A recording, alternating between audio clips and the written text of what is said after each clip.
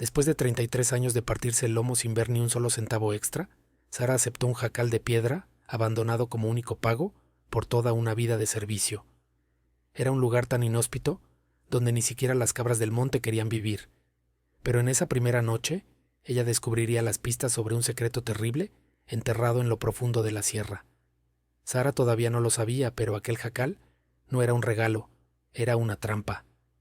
Y la familia que la había explotado durante décadas haría absolutamente cualquier cosa para evitar que ella descubriera la verdad. Por favor, cuéntanos cómo te llamas aquí abajo, en los comentarios. Es un verdadero placer tenerte aquí, escuchándonos. Anda, dale clic a ese botón de me gusta y vamos a meternos de lleno en esta historia. La camioneta de Redilas dejó a Sara Morales y a sus 4 hijos justo al pie del cerro junto a un letrero oxidado y lleno de agujeros de bala que apenas dejaba leer el nombre de Río Negro. Allá arriba, entre las rocas grises y el cielo nublado de enero, podían ver la silueta de una casucha incrustada en la montaña, como si fuera una cicatriz vieja. El chofer le entregó los 2 costales pesados donde llevaban toda su vida y arrancó el vehículo rechinando llantas sin decir ni una sola palabra. El polvo del camino de terracería cubrió sus zapatos gastados. Los niños miraron hacia arriba con los ojos llenos de miedo. Emilia, la mayor de 14 años, cargaba al más pequeño, el pequeño Tomás, que apenas tenía 5. Los gemelos Rogelio y Esteban, que tenían 11 años, se aferraban a las cuerdas de los costales, como si tuvieran miedo de caerse del borde del mundo. El viento soplaba helado, desde los picos de la sierra trayendo el olor a ocote y a piedra mojada. Emilia preguntó con la voz temblorosa si de verdad iban a vivir allá arriba. Sara no contestó de inmediato. Apretó los labios y se ajustó el rebozo delgado que le cubría los hombros. 33 años había trabajado para la familia Valenzuela, limpiando su casona, cocinando sus comidas y criando a sus hijos y nietos, sin un solo día de descanso y sin un solo peso ahorrado en el banco. Cuando su marido Jacinto murió hace 4 años, en esa misma hacienda de un infarto mientras cargaba bultos de cemento bajo el sol de agosto, ella siguió trabajando. ¿Qué más podía hacer? Tenía 4 bocas que alimentar, y ¿a dónde más iba a ir? Hace 3 semanas por fin había reunido el valor para pedirle a la patrona su liquidación. La señora Valenzuela la había mirado como si le hubiera pedido las perlas de la Virgen. Se rió y le dijo que una pensión era una idea ridícula. Alegó que no tenían efectivo y que Sara sabía bien lo dura que estaba la economía. Pero Sara había insistido recordándole los 33 años de lealtad. La señora Valenzuela la había interrumpido con una sonrisa que nunca llegó a sus ojos fríos. Le dijo que le haría un favor a Sara. Le habló de un pequeño jacal de piedra escondido en la barranca arriba de Río Negro. Dijo que nadie lo usaba y que era suyo si lo quería. Si no, entonces no había nada más. Sara había sentido el peso de la humillación, aplastándola como una losa de concreto, pero no tuvo opción. Aceptó. Ahora, mientras comenzaba a subir por la vereda empinada cargando uno de los costales y jalando a Tomás de la mano, escuchó las risas de 2 campesinos que bajaban con leña al hombro. Uno de ellos señaló y dijo que se dirigían a la casita del diablo. El otro se rió y dijo que en ese lugar ni los coyotes se atrevían a dormir. Sara caminó más rápido. Los niños la siguieron jadeando por la falta de aire. El camino serpenteaba entre peñascos enormes y matorrales llenos de espinas. Con cada paso el viento soplaba más fuerte. Les tomó casi 1 hora llegar a la cima. La casa surgía de la roca como si hubiera crecido de la misma montaña. Era pequeña, construida de piedra tosca y madera podrida, con una puerta principal carcomida por la polilla y una sola ventana sin vidrio tapada con tablas viejas. El techo estaba hecho de láminas de metal oxidadas, que parecían listas para salir volando en la próxima tormenta. A su alrededor solo había silencio. Ni pájaros, ni insectos, ni voces, solo el viento. Sara empujó la puerta. Esta rechinó con un lamento largo como si no quisiera abrirse. Adentro olía a humedad, a tierra mojada y al olvido. El piso era de tierra apisonada y hacía un frío que calaba los huesos. No había muebles, solo una vieja olla de fierro volteada en una esquina y una viga rota colgando del techo. Las paredes de piedra lloraban agua. Los niños entraron despacio pegándose unos con otros. Rogelio murmuró que olía terrible. Esteban susurró que no había camas. Emilia abrazó a Tomás, quien comenzó a llorar bajito. Sara soltó los costales y se quedó inmóvil en el centro de aquella ruina. Por un momento algo dentro de ella quiso romperse. Quería gritar, quería llorar hasta quedarse seca. Pero entonces sintió la manita de Tomás agarrando su falda. El niño le dijo que no llorara. Ella tragó saliva, se limpió los ojos con el dorso de la mano y forzó una sonrisa que le dolió en el alma. Le dijo que no estaba llorando, que solo tenía frío. Salió a buscar leña mientras los niños exploraban los rincones oscuros. Encontró algunas ramas secas cerca de la entrada y las metió a la casa. Improvisó una fogata dentro de la vieja olla de fierro usando un trapo empapado en aceite que encontró en uno de los costales. Las llamas prendieron despacio tronando y chisporroteando. La noche cayó rápido en la sierra. El frío se volvió feroz. Los 5 se acurrucaron alrededor de la olla, envueltos en sus chamarras y un par de cobijas raídas. El viento chiflaba por las grietas de las paredes produciendo un sonido extraño, como un llanto bajo y constante. Emilia susurró que la casa estaba llorando. Sara le dijo que solo era el viento, pero ella también lo sentía. Esa casa no estaba vacía, no realmente. Había algo en las paredes, en el aire denso, en el olor a tristeza vieja, algo que le susurraba que ellos no eran los primeros en sufrir ahí. Tomás se quedó dormido en su regazo. Los gemelos cerraron los ojos poco después. Emilia luchó contra el sueño, pero finalmente se rindió al cansancio. Sara, sin embargo, no podía dormir. Observaba las sombras que el fuego proyectaba en los muros de piedra, y fue entonces cuando lo vio. En la pared más lejana, donde la luz apenas llegaba, había algo tallado, letras, palabras. Se levantó despacio tratando de no despertar a los niños y se acercó con una rama encendida en la mano. Las letras eran toscas rayadas en la piedra con algo afilado, quizás un cuchillo o un clavo. Decían: «A mí también me dejaron aquí». El corazón de Sara latió más rápido. Bajó la luz y siguió leyendo. La siguiente línea decía: «La vida no termina donde empieza el dolor». Y más abajo, casi borrado por el tiempo, decía: «Si alguien llega después de mí, busca bajo la piedra plana en el rincón». Sara volteó a ver la esquina que señalaba el mensaje. Allí, medio enterrada en el piso de tierra, había una laja de piedra plana, más grande que las otras. Cayó de rodillas. Con las manos temblorosas comenzó a escarbar alrededor de la piedra. La tierra estaba dura, compactada por años de abandono, pero después de varios minutos logró aflojarla. Debajo había un pequeño hueco, y en el agujero, envuelta en un hule viejo, había una caja de metal con candado. Sara la sacó con cuidado. Era ligera. La abrió. Adentro había una carta amarillenta doblada escrita con tinta deslavada, y junto a ella un mapa dibujado a mano. Sara desdobló la carta con los dedos temblorosos y comenzó a leer bajo la luz parpadeante de la fogata. La letra estaba chueca, pero el mensaje era claro. La mujer escribió que su nombre era Estela Rosas. Había trabajado para la familia Valenzuela durante 25 años. Escribió que le prometieron una casa, un sueldo digno y respeto. En cambio, le dieron este jacal helado. La dejaron ahí hasta que se enfermó, hasta que estuvo demasiado débil para bajar de la sierra. Nadie vino, nadie preguntó. Advirtió que si alguien estaba leyendo esto, los Valenzuela les habían hecho lo mismo a ellos. Le suplicó al lector que no dejara que los olvidaran como lo hicieron con ella. Escribió que había algo en el monte, algo que la familia no quería que nadie supiera. Le urgió a Sara que lo encontrara, que lo usara, y que no se rindiera. Sara sintió un escalofrío que no tenía nada que ver con el viento del invierno. Miró el mapa dibujado a mano. Mostraba el jacal la vereda, y más arriba, marcado con una cruz pesada, un punto específico en el cerro.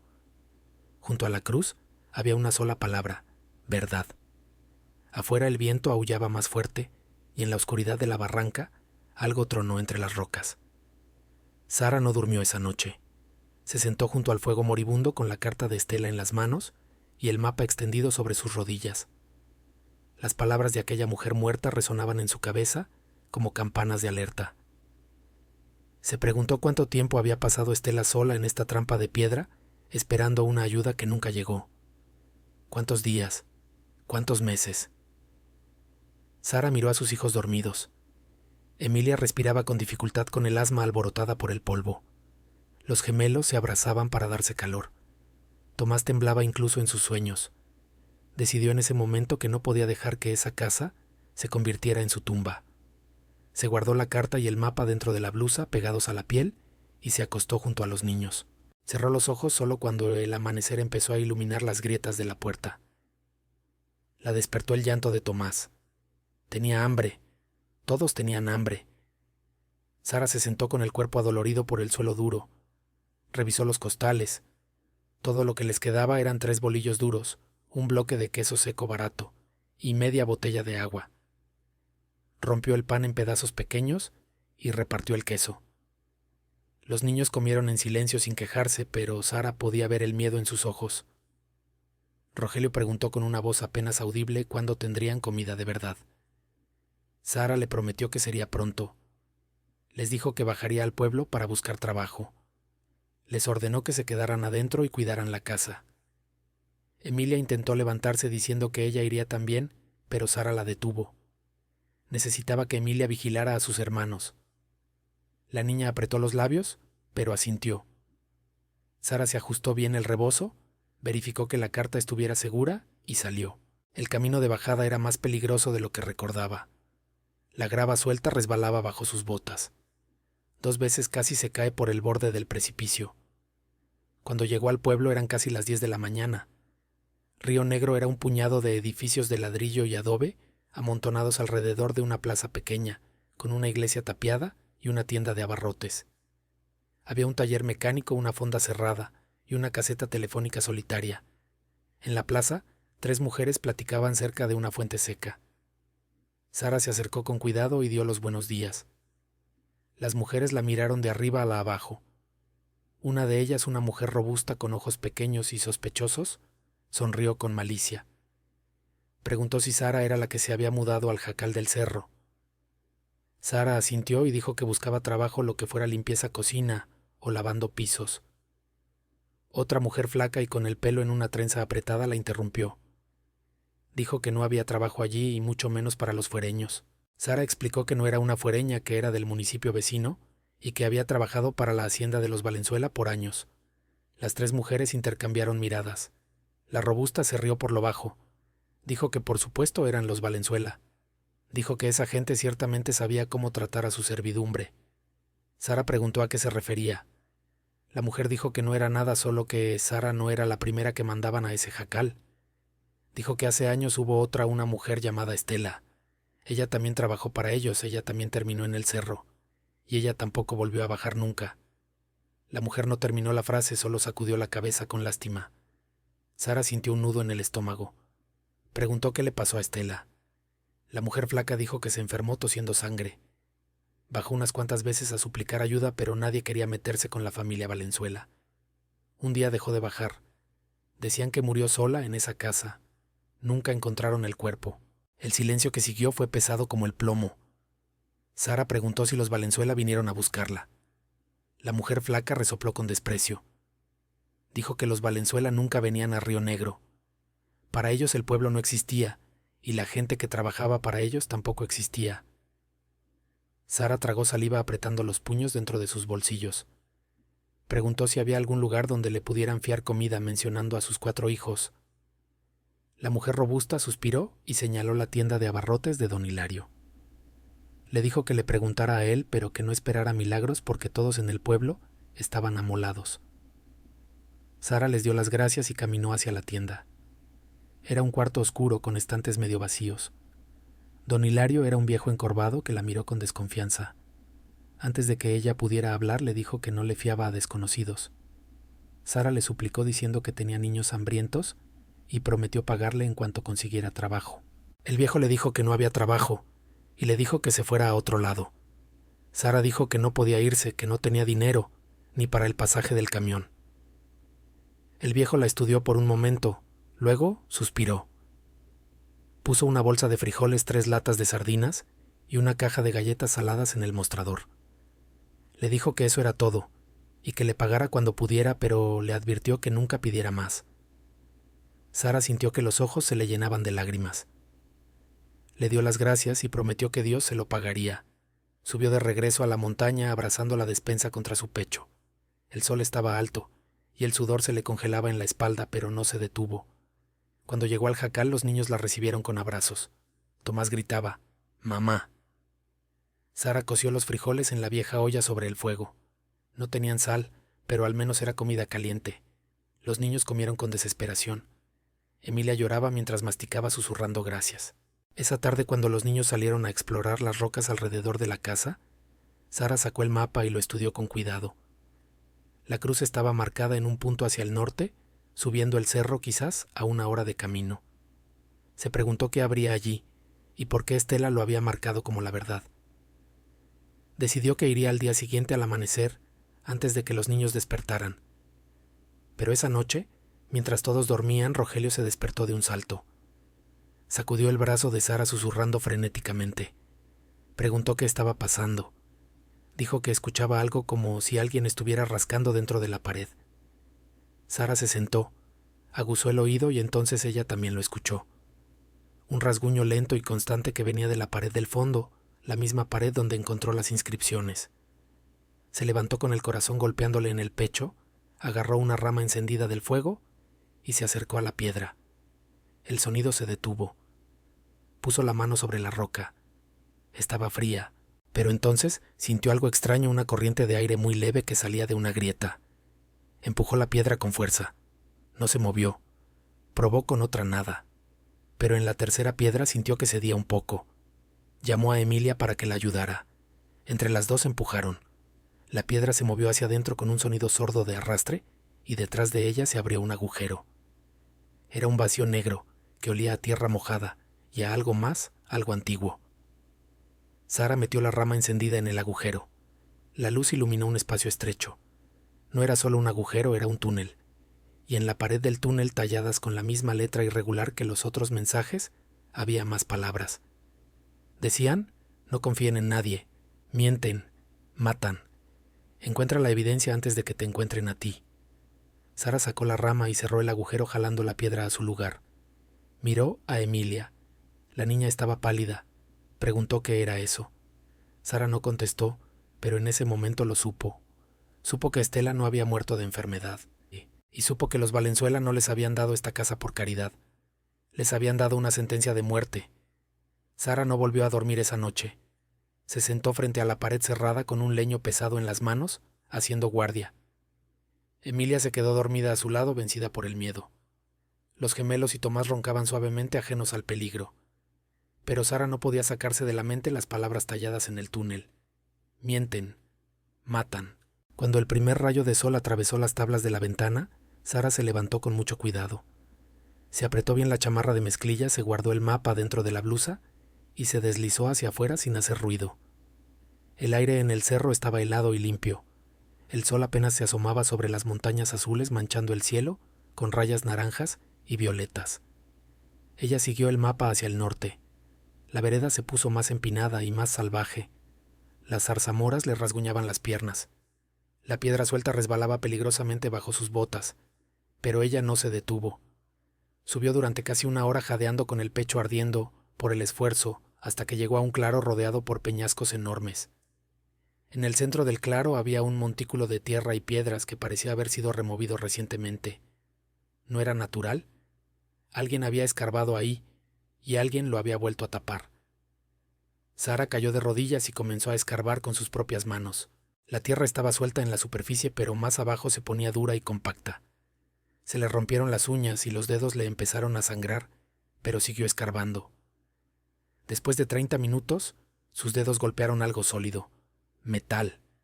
Escarbó más rápido. Era una pequeña caja de caudales de hierro oxidada y cerrada con un candado viejo que se rompió al primer jalón fuerte. Sara abrió la tapa con las manos temblorosas. Adentro había un fajo grueso de papeles amarillentos por los años y amarrados con un cordón. Los desató con cuidado. Eran contratos, recibos y cartas, y todos llevaban el sello oficial de la Hacienda Valenzuela. Empezó a leer. El primer documento era un contrato de trabajo firmado por Estela Rosas con fecha de hace 30 años.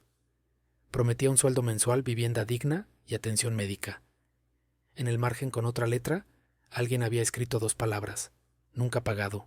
El segundo documento era un pagaré firmado por el patriarca, el señor don Arturo Valenzuela, reconociendo una deuda de 50,000 pesos a Estela por salarios atrasados.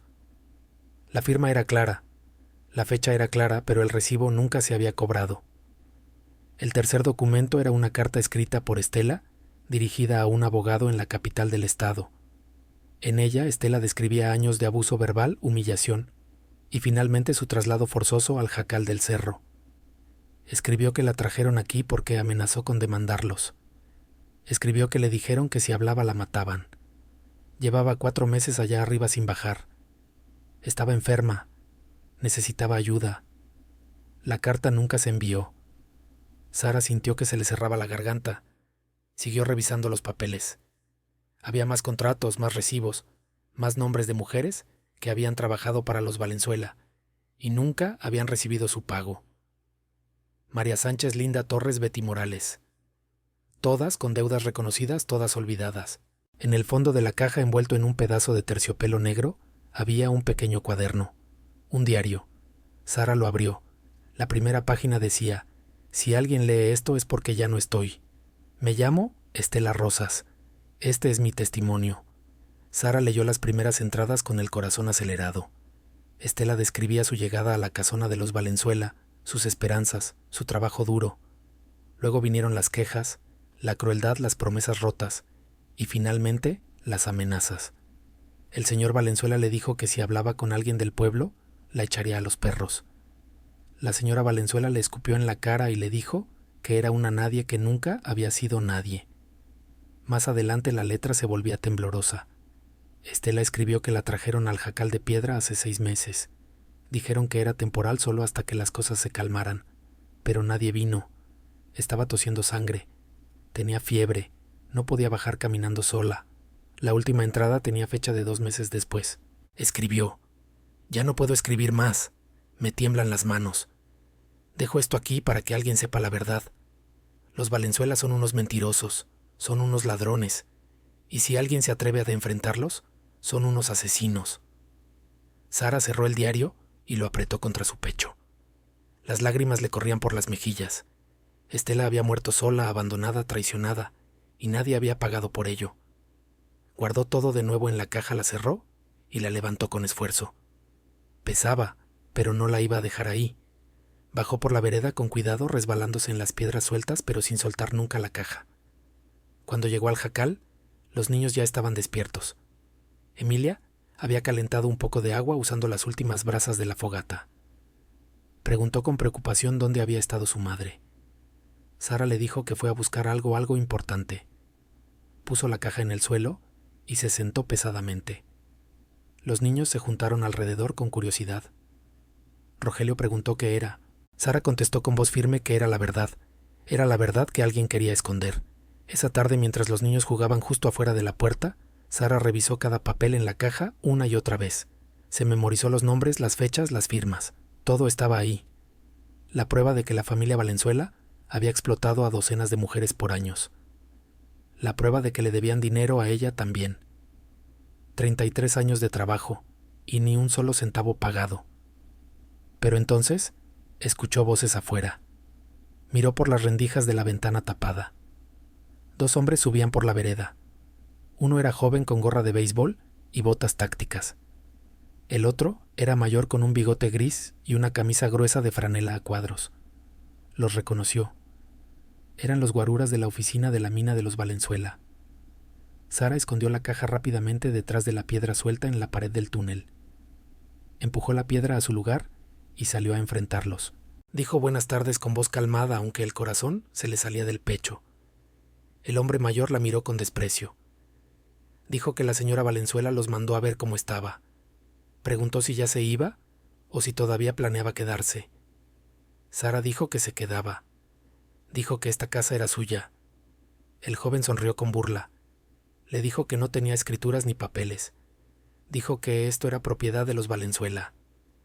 Dijo que la dejaban estar ahí por buena fe, pero que si la patrona decía que se largara, se tenía que largar.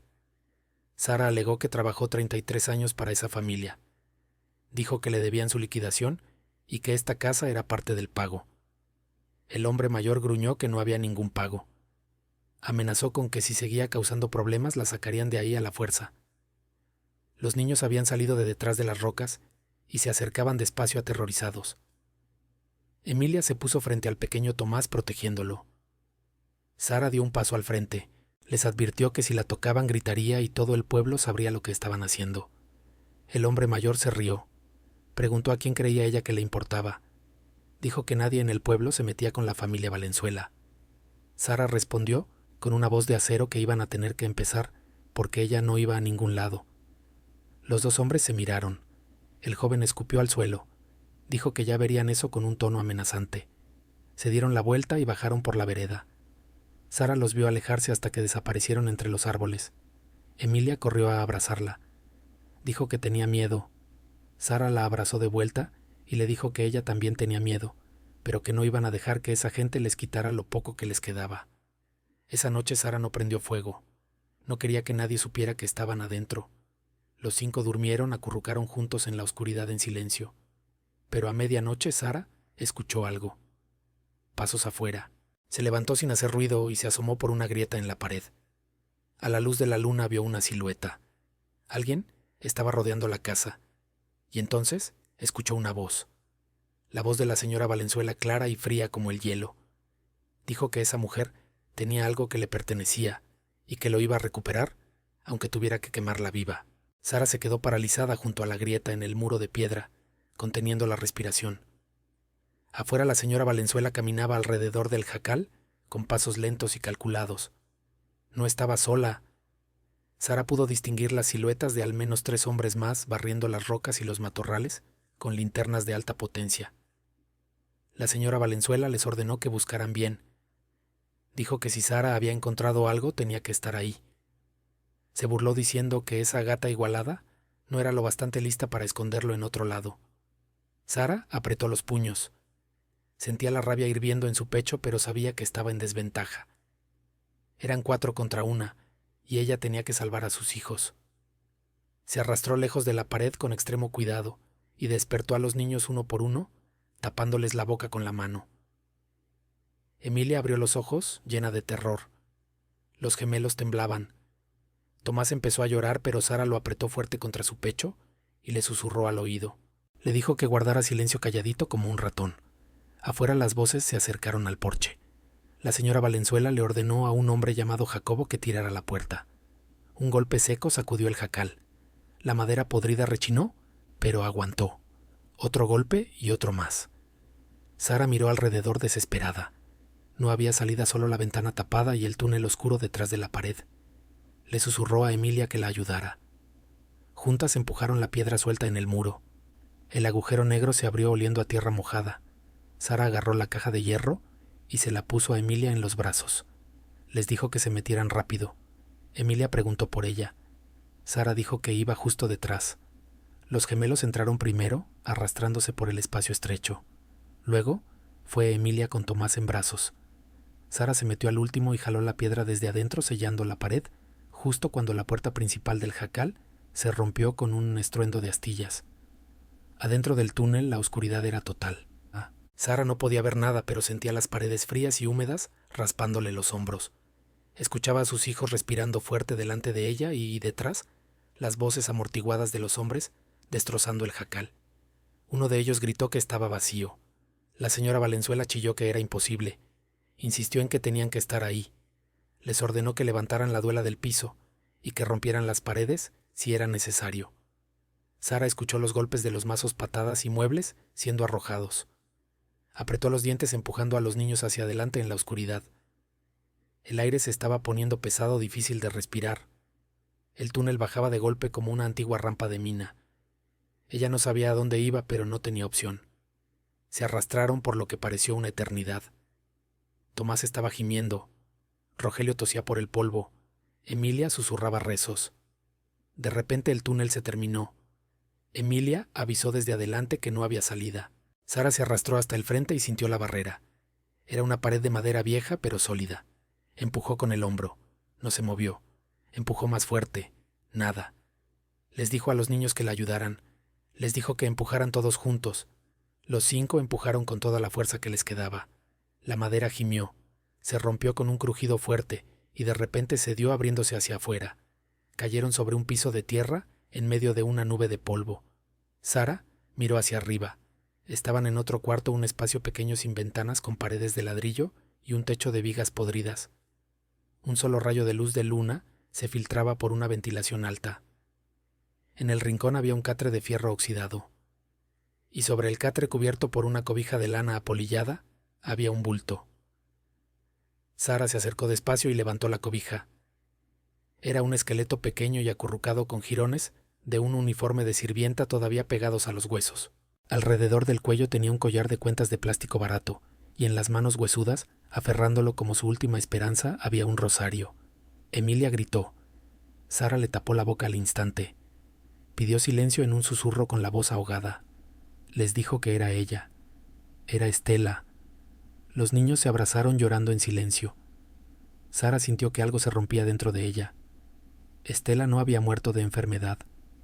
La habían encerrado aquí en este sótano oculto sin salida, y la habían dejado morir de sed y de hambre. Sara cerró los ojos y apretó la caja contra su corazón. En ese cuarto oscuro juró que la señora Valenzuela iba a pagar. Se levantó y revisó el cuarto. Había una puerta de madera pesada en la pared opuesta. La empujó con cuidado.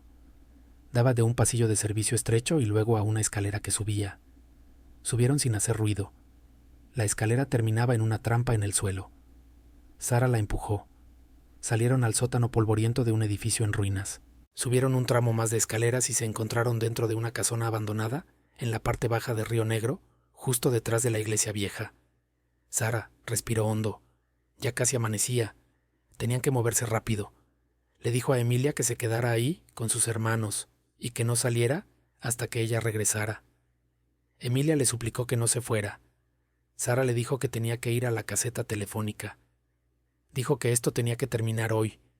Se deslizó fuera de las ruinas llevando la caja de hierro bajo el brazo. Caminó por las calles vacías del pueblo dormido hasta que llegó a la caseta. Marcó el número del juzgado del distrito que estaba pegado en el vidrio con cinta. Un secretario adormilado contestó. Sara exigió hablar con la jueza. Dijo que era urgente. El secretario dijo que la jueza no tomaba llamadas antes de las 9. Sara lo interrumpió. Dijo que se trataba de un asesinato y de una familia rica que había estado robando por 30 años. Hubo un silencio en la línea. El secretario le dijo que esperara. 5 minutos después, habló una voz de mujer firme y seria. Se identificó como la jueza Méndez. Preguntó quién hablaba. Sara dio su nombre. Dijo que encontró un cuerpo y que tenía pruebas de que la familia Valenzuela había esclavizado y robado a docenas de mujeres y asesinado a una de ellas. La jueza se quedó callada un momento. Preguntó dónde estaba Sara. Sara le dijo que estaba en Río Negro.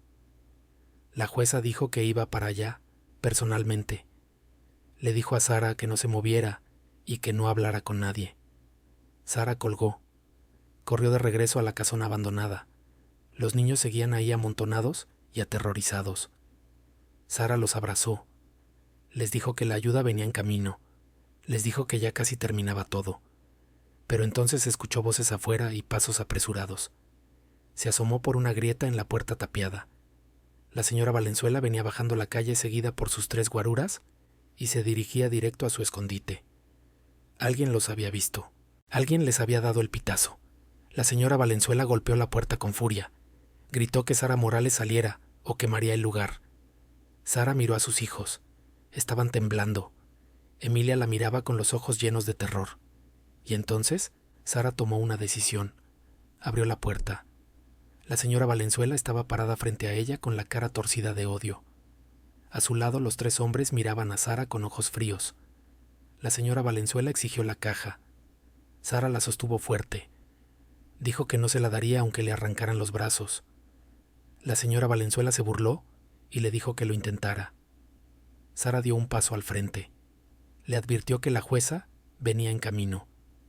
Dijo que el cuerpo de Estela Rosas estaba en el sótano y que todo el pueblo iba a saber que la mataron. La señora Valenzuela se puso pálida. Los hombres se miraron entre ellos nerviosos. La señora Valenzuela susurró que estaba loca, que nadie le creería.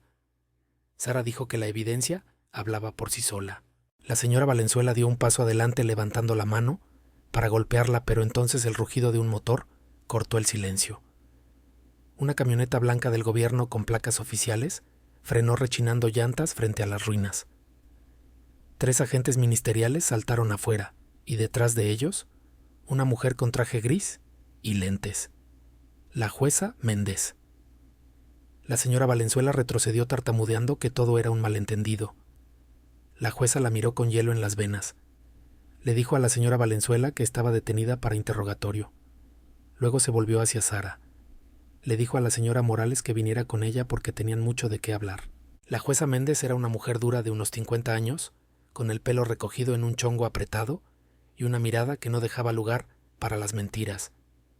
Entró a la casona en ruinas seguida por 3 agentes ministeriales y se paró justo enfrente de Sara. Exigió ver lo que Sara había encontrado sin perder ni un segundo. Sara le entregó la caja de fierro oxidada. La jueza la abrió y comenzó a revisar los documentos uno por uno en total silencio. Sus ojos se movían rápido sobre las hojas amarillentas. Los agentes esperaban junto a la puerta vigilando a la señora Valenzuela y a sus guaruras que estaban parados afuera, con las manos en los bolsillos, mirando al suelo. Cuando la jueza llegó al diario de Estela, se detuvo. Leyó varias páginas sin parpadear. Luego cerró el cuaderno despacio y miró a Sara. Preguntó dónde estaba el cuerpo. Sara señaló el piso. Dijo que estaba en el sótano oculto debajo de la trampa. La jueza le hizo una seña a uno de los oficiales. Le ordenó que bajara a verificar. El hombre desapareció por las escaleras. 5 minutos después regresó con la cara pálida. Lo confirmó. Le dijo a la jueza que había restos humanos, y a juzgar por el estado en que estaban llevaban años ahí. La jueza asintió, se volvió hacia la puerta y llamó a la señora Valenzuela con un gesto seco. La señora Valenzuela entró con pasos dudosos. Ya no tenía la arrogancia que mostraba antes. Su cara estaba tensa, tenía los labios apretados, pero todavía intentaba mantener la compostura. Dijo que esto era absurdo con la voz temblorosa. Alegó que Sara estaba inventando todo. Insistió en que ella no sabía nada de ningún cuerpo. La jueza la miró profundamente. Dijo que tenía contratos firmados por la señora Valenzuela y su marido. Tenía pagarés por deudas reconocidas y un diario donde Estela Rosas describía con detalle cómo fue encerrada en ese jacal por órdenes directas de la familia Valenzuela. Le preguntó a la señora Valenzuela si estaba alegando que todo eso era inventado. La señora Valenzuela tartamudeó. Dijo que esa gata estaba loca, que era una mentirosa. Dijo que se fue por su propia cuenta. Alegó que la familia no tenía nada que ver. La jueza preguntó por qué su cuerpo estaba encerrado en un sótano secreto debajo de una propiedad abandonada de la hacienda Valenzuela. La señora Valenzuela abrió la boca, pero no le salieron las palabras. La jueza cerró la caja y se puso de pie. Le dijo a la señora Valenzuela que estaba bajo arresto bajo sospecha de homicidio en 1er grado y trata de personas. Le informó que sus cuentas estaban congeladas hasta que terminara la investigación y le advirtió que si encontraban más pruebas, pasaría el resto de su vida en la cárcel. La señora Valenzuela se puso blanca como un papel. Los agentes se le acercaron y le pusieron las esposas en las muñecas. Ella forcejeó gritando que era un error. Chilló que ella no hizo nada, que fue su marido. Gritó que fue don Arturo, que ella solo lo obedecía. La jueza respondió fríamente que podría testificar contra él en el juicio. Ordenó a los oficiales que se la llevaran. Los agentes sacaron a la señora Valenzuela de la casa. Sus gritos se apagaron mientras la metían en la parte trasera de la patrulla. Los 3 guaruras también fueron arrestados. La jueza se quedó con Sara y los niños. Le dijo a Sara que necesitaba ir con ella a la capital del estado. Le explicó que Sara tenía que dar una declaración formal y tenían que revisar todos los documentos con calma. Sara preguntó por sus hijos.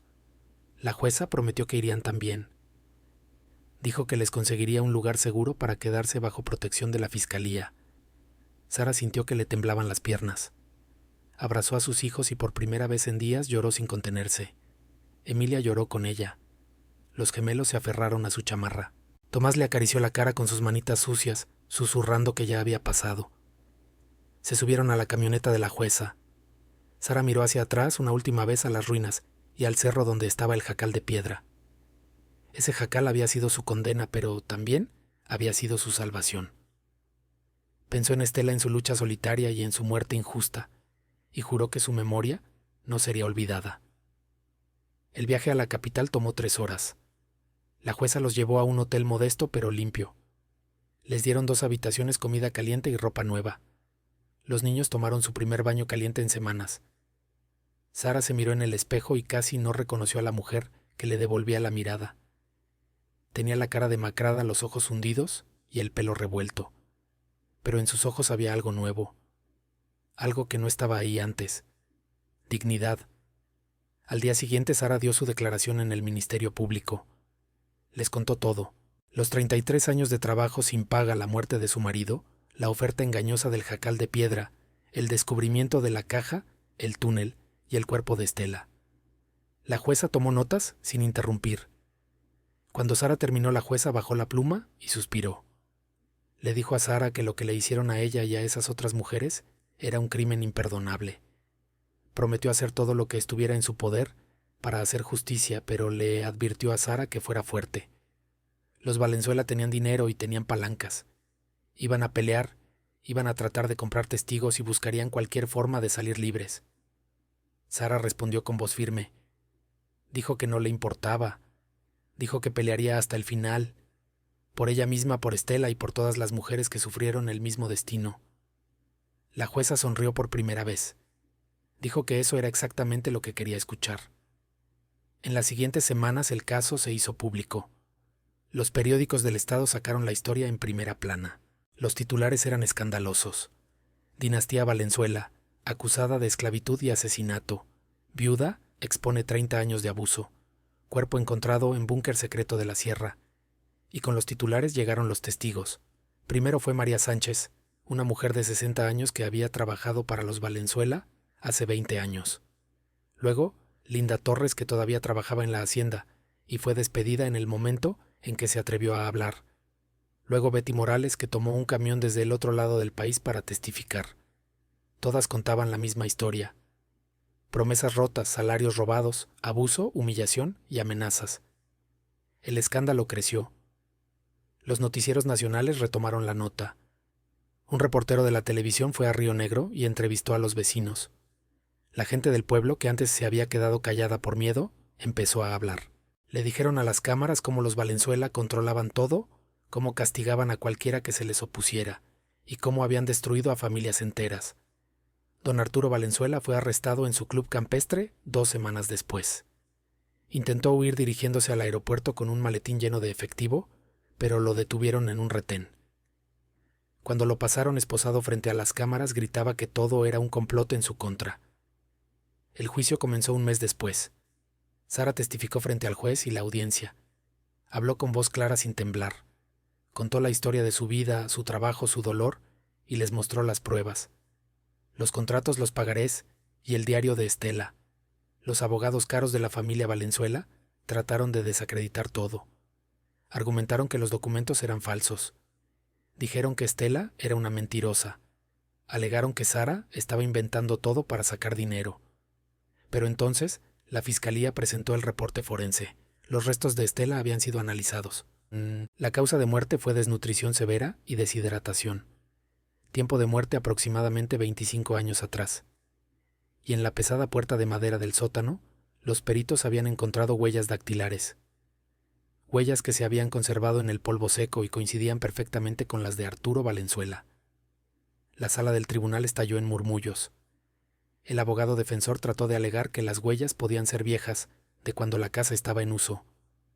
Pero entonces, Betty Morales subió al estrado. Declaró que ella misma había visto a don Arturo llevando comida a ese sótano hace 25 años. Dijo que le pareció extraño, y cuando le preguntó él le dijo que era para un perro enfermo.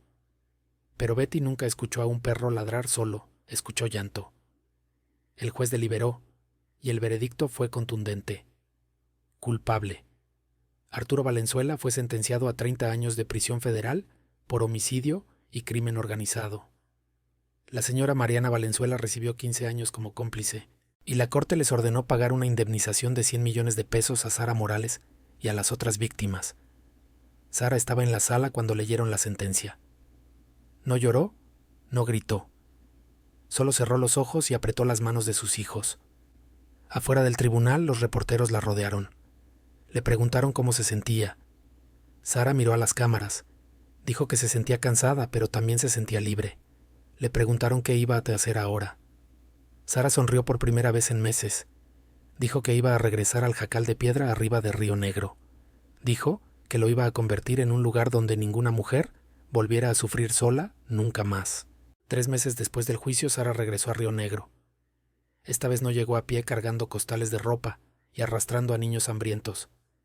Llegó en una caravana de camionetas de carga repletas de madera, bultos de cemento y muebles, seguida por una cuadrilla de 5 albañiles que contrató en la capital con parte del dinero de su indemnización. Todo el pueblo salió a verla pasar. Las mismas mujeres que antes la miraban con burla, ahora la saludaban con respeto. Don Hilario, el dueño de la tienda de abarrotes, salió a su porche y se quitó el sombrero para saludarla. Los chamacos del pueblo corrían detrás de las camionetas gritando su nombre. Cuando llegaron al Jacal de Piedra en el cerro, Sara se bajó y lo miró por un momento. Ya no se veía amenazante, ya no parecía una tumba. Era solo una casa que necesitaba vida.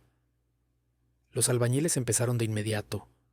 Arrancaron el techo de lámina oxidada y colaron una losa de concreto bien hecha. Repararon los muros de piedra rezanando las grietas con mezcla fresca. Instalaron ventanas de aluminio, pusieron pisos de loseta y construyeron un baño decente con fosa séptica y tubería que traía agua limpia desde un manantial cercano.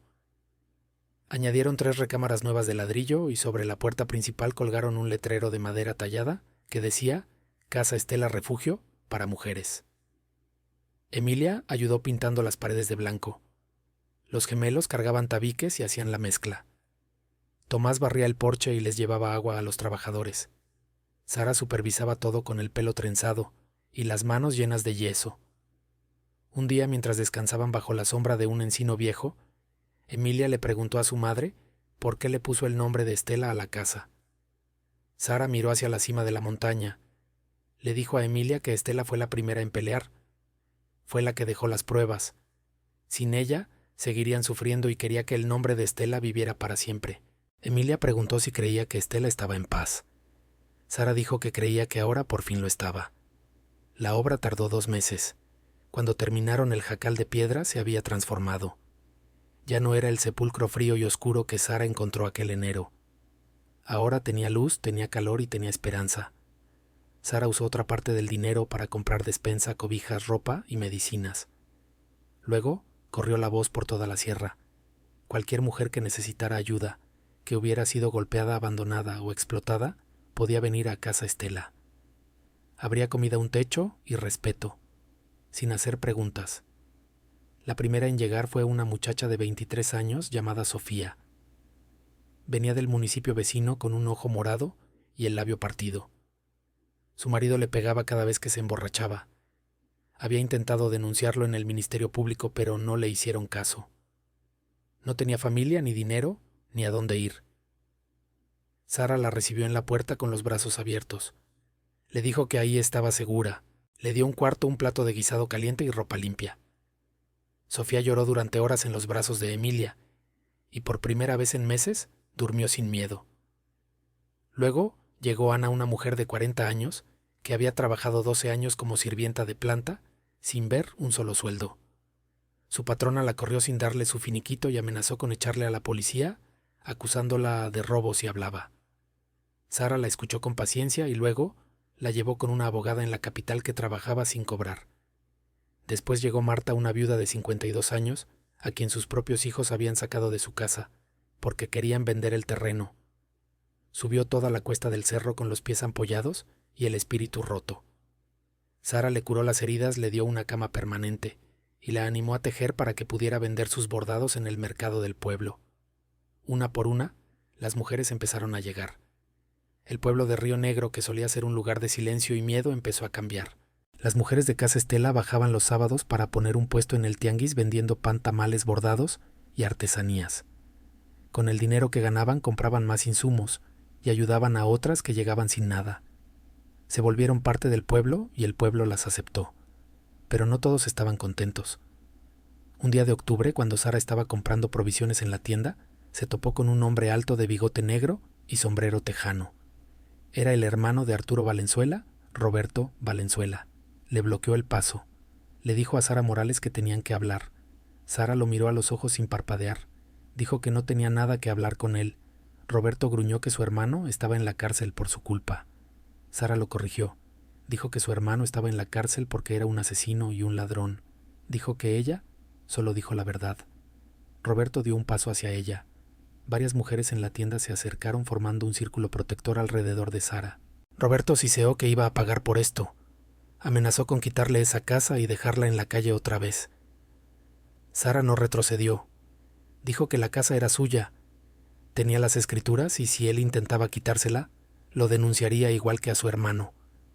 Roberto se burló diciendo que los papeles se podían quemar y los testigos se podían silenciar. Una de las mujeres del pueblo, la misma que se había burlado de Sara meses atrás, alzó la voz. Le dijo a Roberto Valenzuela que ya bastaba. Le dijo que dejara a Sara en paz o llamaría a la policía. Roberto miró a su alrededor. Más gente se había juntado. Hombres y mujeres todos mirándolo con desaprobación. Murmuró que esto no se había acabado. Se dio la media vuelta y salió furioso. Sara respiró hondo. Las mujeres la rodearon preguntando si estaba bien. Ella asintió, pero en el fondo sabía que Roberto Valenzuela no se iba a rendir tan fácil. Esa noche de regreso en casa Estela, Sara reunió a todas las mujeres que vivían ahí. Ya eran 8. Les contó lo que pasó. Dijo que tal vez tratarían de asustarlas, tal vez tratarían de sacarlas, pero no iban a dejar que nadie les quitara lo que habían construido. Preguntó si estaban con ella. Todas y cada una dijeron que sí.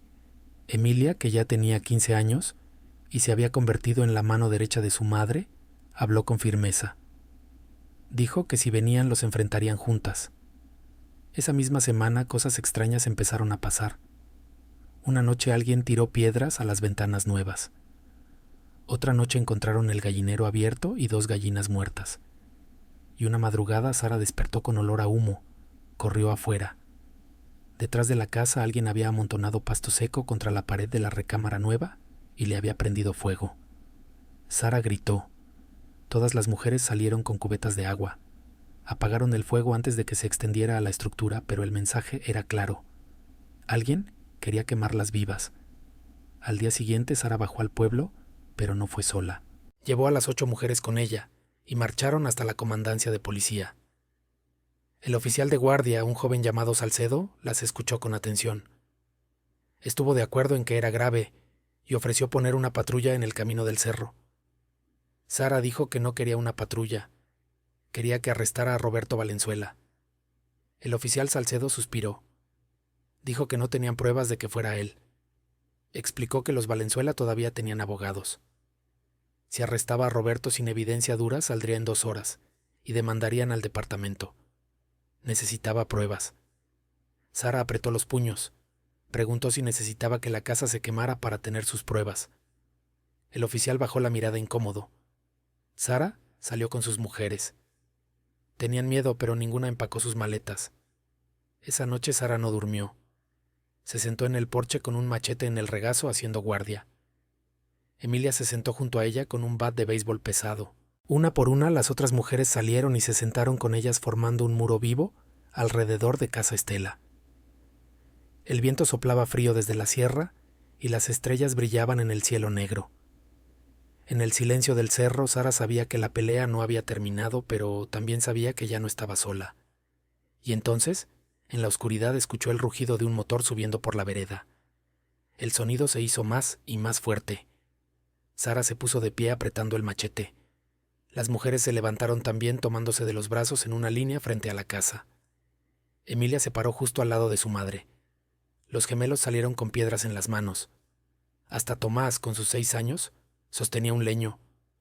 3 camionetas salieron de entre los árboles.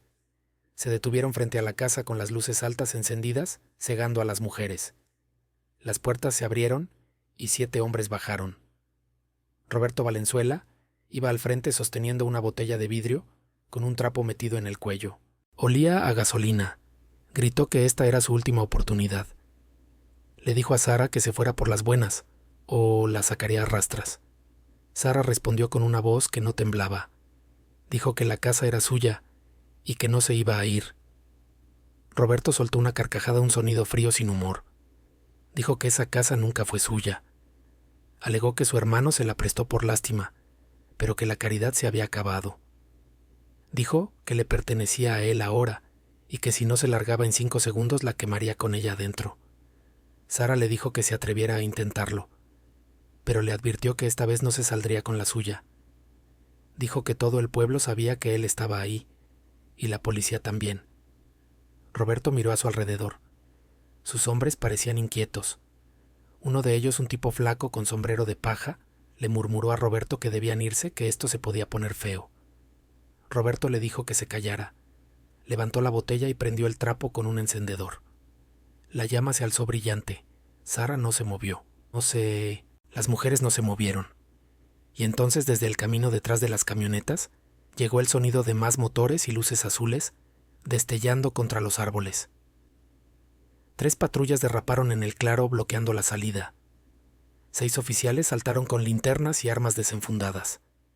Al frente estaba el comandante Salcedo, y detrás de él la jueza Méndez. La jueza habló con una voz cortante y afilada. Le ordenó a Roberto Valenzuela que soltara la botella o le dispararían por intento de incendio provocado. Roberto se quedó congelado. La botella ardía en su mano. Los policías le apuntaban con las luces. Gritó que esta era su propiedad, que tenía derecho a estar ahí. La jueza dio un paso hacia la luz, sacando un documento de su portafolios. Dijo que no tenía ningún derecho. Levantó una orden judicial reconociendo a Sara Morales como la única dueña legítima de la casa y el terreno circundante, firmada por el Tribunal del Circuito hace 3 días. Le advirtió que si no se rendía de inmediato sería arrestado por allanamiento a amenazas e intento de homicidio. Roberto miró el papel, luego a los policías, luego a Sara. Su cara se torció de rabia. Gritó que no era justo que su familia construyó esta casa. La jueza respondió con voz de acero. Dijo que su familia encarceló a una mujer ahí y la dejó morir, y luego intentó hacer lo mismo con otras. Le dijo que no hablara de justicia, porque no tenía idea de lo que significaba. Roberto apretó los dientes. Por un segundo pareció que iba a lanzar la bomba de todas formas, pero entonces uno de sus hombres le puso la mano en el hombro y le dijo que no valía la pena. Roberto tiró la botella a la tierra con frustración. La llama se apagó. Los oficiales corrieron y lo esposaron. No peleó, pero sus ojos estaban fijos en Sara con puro odio. Susurró que esto no terminaba aquí. Sara le sostuvo la mirada. Dijo que para él sí terminaba. Las patrullas se llevaron a Roberto y a 2 de sus hombres. El resto huyó a pie por el monte. El silencio regresó al cerro. La jueza Méndez caminó hacia Sara y le entregó el documento. Le dijo que lo guardara bien. Le dijo que era suyo y que nadie se lo podría quitar nunca. Sara tomó el papel con las manos temblorosas. Lo leyó despacio a través de las lágrimas que le nublaban la vista. Ahí estaba su nombre: Sara Morales, propietaria legal. Susurró un gracias a la jueza. La jueza sonrió con calidez. Le dijo a Sara que ella hizo la parte difícil. El sistema legal solo hizo su trabajo. Se despidieron las patrullas, se alejaron, y cuando el ruido del último motor se apagó, las mujeres de Casa Estela estallaron en vítores. Se abrazaron, lloraron, se rieron. Emilia abrazó a su madre tan fuerte que casi la tira. Los gemelos corrían gritando de victoria. Tomás saltaba como un conejo. Sara las abrazó a todas, una por una. Luego las reunió en el centro de la sala bajo el techo nuevo, junto al fuego que crepitaba en la chimenea de piedra. Habló con la voz quebrada por la emoción. Dijo que esta casa no era solo suya. Les pertenecía a todas. Le pertenecía a Estela, que peleó primero, a las mujeres que tuvieron el valor de quedarse y a todas las que vendrían después. Prometió que en esta casa nadie volvería a sufrir sola, nunca más. Nadie sería olvidada. Las mujeres aplaudieron. Algunas lloraban, otras sonreían. Todas se sentían seguras por primera vez en mucho tiempo. Los meses que siguieron estuvieron llenos de trabajo y crecimiento. Casa Estela se llenó de vida. Más mujeres llegaron. Algunas se quedaron semanas, otras meses. Algunas se fueron cuando encontraron trabajo o rehicieron sus vidas. Pero todas dejaron algo atrás. Una historia, una lección, una semilla de esperanza. Sara convirtió el túnel secreto en un pequeño museo. En las paredes colgó las inscripciones que Estela había dejado protegidas detrás de un vidrio. En el centro, sobre un pedestal de madera, colocó la caja de hierro con los documentos originales. Cada mujer que llegaba podía leerlos, podía saber que no estaba sola, que otras habían peleado antes, y que la justicia, aunque tardara, era posible. Emilia terminó la secundaria y empezó a enseñar a leer a las mujeres que no sabían. Los gemelos aprendieron carpintería y empezaron a hacer muebles para vender en el pueblo. Tomás, ahora con 7 años, cuidaba de las gallinas y del huerto que plantaron atrás. El pueblo de Río Negro cambió también. Casa Estela se convirtió en un símbolo. La gente hablaba del lugar con orgullo. Los dueños de las tiendas donaban comida. La iglesia organizaba colectas. Y las mujeres del pueblo, que solían guardar silencio, empezaron a alzar la voz, reportando abusos y apoyándose unas a otras. Un año después del juicio, Sara recibió una carta. Era de María Sánchez, una de las testigos. Escribió que había abierto una casa similar en otro estado y que otras mujeres estaban haciendo lo mismo en el norte y en el sur. La semilla que Estela había plantado con su sufrimiento y que Sara había regado con su valentía estaba creciendo por todo el país. Una tarde de diciembre, mientras el sol se ponía detrás de la Sierra Azul, Sara subió sola hasta el claro donde había encontrado la caja. Llevaba flores de campo en las manos. Las puso sobre la tierra removida y se arrodilló. Le habló suavemente al viento. Le dijo a Estela que no sabía si podía escucharla, pero quería que supiera que no murió en vano. Dijo que su nombre vivía, su lucha vivía, y gracias a ella muchas mujeres ahora tenían lo que ella nunca tuvo: esperanza. El viento sopló suave entre los pinos y Sara sintió, aunque no podía explicarlo, que Estela estaba en paz. Caminó de regreso al jacal mientras caía el crepúsculo. Colgando sobre la entrada estaba el letrero de madera: Casa Estela. Y abajo, en letras más pequeñas que Emilia había tallado esa mañana, había una frase nueva: la vida no termina donde empieza el dolor. Adentro estaban preparando la cena. Podía escuchar risas, conversaciones y el llanto de un bebé recién nacido de una de las refugiadas. La casa estaba llena de luz, de calor y de vida. Sara se detuvo en el umbral y lo miró todo. Su corazón, que había estado roto por tantos años, finalmente se sentía completo. Los niños corrieron a abrazarla. Tomás preguntó si estaba lista para cenar. Sara sonrió, entró y cerró la puerta. Por primera vez en 33 años, Sara Morales sintió que estaba en casa. La historia de Sara Morales y la valentía de Estela Rosas nos dejan una lección que va mucho más allá de las paredes de piedra de un jacal en la sierra. Nos enseñan que el silencio es el arma más fuerte de los que nos quieren hacer daño, pero la verdad, cuando se grita con fuerza, puede derribar hasta al gigante más poderoso. A veces la vida nos pone en situaciones que parecen tumbas, lugares fríos y olvidados, donde creemos que todo se acabó, tal como Sara se sintió esa primera noche de enero.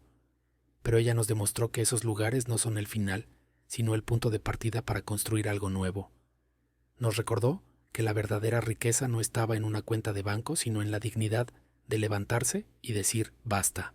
No importa qué tan larga sea la noche, ni qué tan poderosos parezcan los patrones que nos oprimen, la dignidad no se negocia, y la justicia, aunque a veces tarda en subir la montaña, siempre llega para quien se atreve a buscarla con las manos llenas de tierra y el corazón lleno de coraje.